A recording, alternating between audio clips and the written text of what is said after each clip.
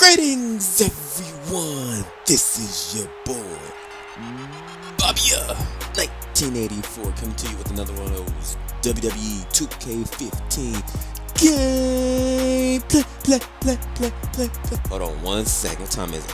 What's my name?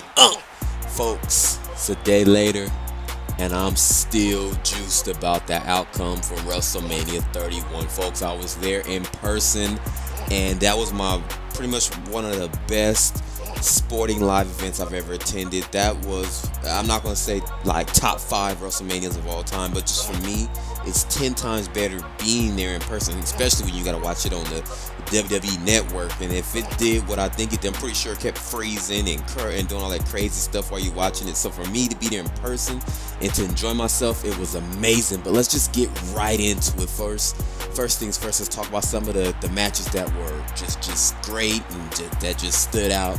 Now, I actually enjoyed the tag team title match. I mean, there's a lot of stuff going on. It was chaotic at times. And when you're there in person, sometimes I don't know what the hell's going on. But I thought that they did a good job. And Tyson and Cesaro retaining the titles was great. They needed to hold on to the titles. They couldn't lose them right after getting them. So that was a great match to start things off, to kick off.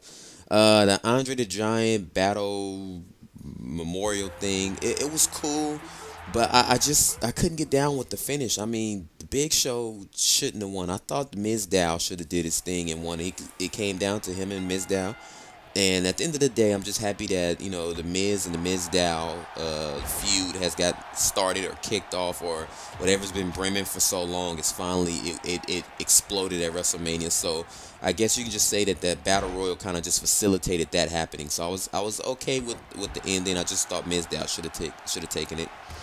I talked about this in my last commentary where I talked about the ladder match. I would have been okay with either Daniel Bryan or Dolph Ziggler taking it, and it came down to those last two guys. And at the end, Daniel Bryan took it. I don't really get excited for ladder matches anymore. I mean, after that, the two that Shawn Michaels had with Razor Ramon and the Dudley Boys and the Hardys and Edge and Christian, the ones that they had, like, those were like the best ladder matches. Now it just seems like the ones that they have today just don't cut it for me. I mean, I understand trying to be safe and making sure people don't get hurt, but being there in person and seeing those plastic ladders, I was like, man, that don't even look like that hurt at all. But I can't say that because Dean Ambrose took a vicious power bomb from Luke Harper and he landed. It looked like he was legitimately hurt. So, it is what it is. Daniel Bryan won, and all the, it was fun being a part of the yes chant, in person and doing it in unison with all the thousands and,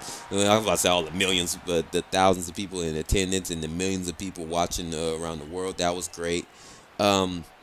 I thought the match of the night for me was Seth Rollins versus Randy Orton. I really enjoyed that match. I'm a big Seth Rollins fan. I've been with him, I liked him when he's in the Shield, and I always thought he was the guy. And that match between him and Randy Orton was pretty good. And that RKO off the curb, the second curb stunt, was just crazy. The crowd went nuts. We all were just going crazy. It was a good victory for Randy Orton, and just kudos to those guys.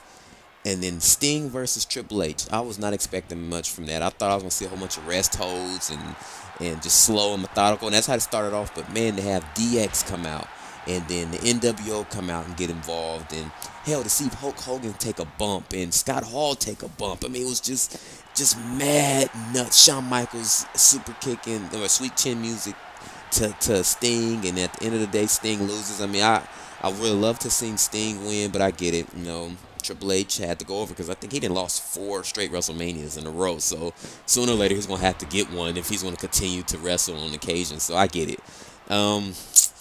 What's next? The Divas match, tag team match was okay. I actually took a bathroom break at that time. I usually don't, I'm one of the main supporters of the Divas getting their chances, but I didn't want to miss the Bray Wyatt versus Undertaker, so I was like, I have to go to the bathroom now. But I made it back in time to see the finish, so I was happy with that.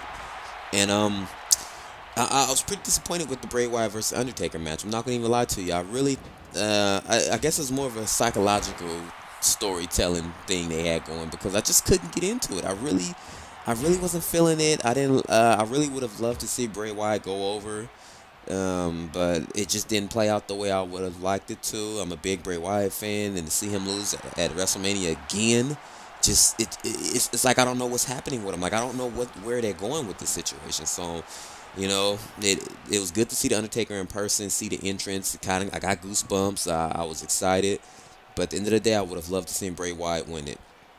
Now let's get to the main event. Roman Reigns versus Brock Lesnar. Man, oh man, oh man. Brock Lesnar came out and took him to Suplex City, man. He was giving him all type of German suplexes, and Roman Reigns kept coming back for a second. I was getting real nervous because hell, Roman Reigns survived 3 F5s. I was going, oh my God, are they gonna have him come back at the end and win the title? I was like, I can't see this happening, but Seth Rollins, oh man, and creative team, whoever idea it was to have him come in during the match to cash in his Money in the Bank contract and to actually be inserted, make it a triple threat match, and then for him to curb stomp both competitors and then to pin Roman Reigns was amazing. I mean, the crowd went nuts. I mean, we cheered and just, oh man, it was crazy. And being there in person, man, you really get to see 2 things. One, the hate for John Cena. Holy crap.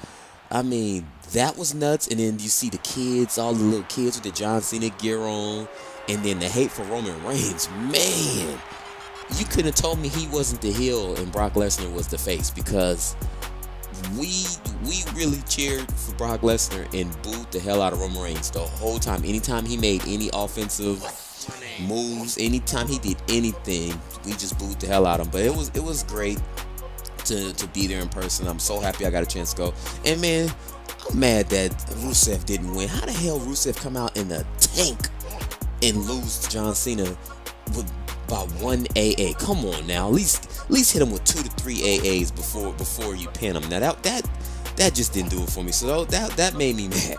But hopefully you guys enjoyed WrestleMania, man. I'm already thinking about going to WrestleMania 32 in Dallas. I told my old lady I'm going, so I'm about to start saving up my money because that's going to cost me a ton of money. But if you enjoyed the WrestleMania, please leave your comments in the comment section what your favorite moments from WrestleMania were. And just, let's hope that Monday Night Raw keeps it going.